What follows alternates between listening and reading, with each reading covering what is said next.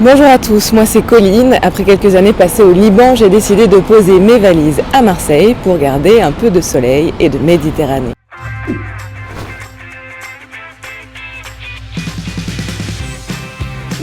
Justement, Marseille, c'est quoi pour vous? L'OM, le Vieux-Port, la Bonne Mer, le Mucem?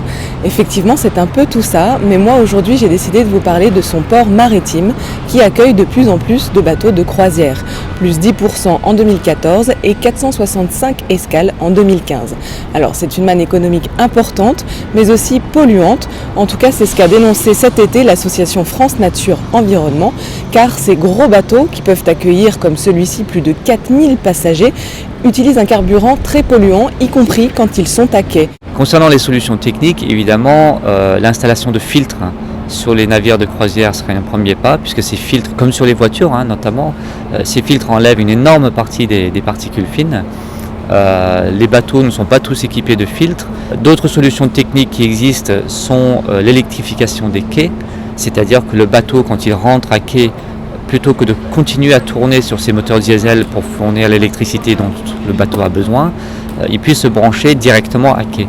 Du côté du port, on réplique que la plupart des navires sont aujourd'hui équipés de scrubbers, des systèmes de lavage de fumée. Et puis sur la question de l'électrification des quais, cela semble pour le moment inenvisageable pour les bateaux de croisière du fait de la puissance de leur moteur qui est trop importante vis-à-vis de la capacité de production électrique en France.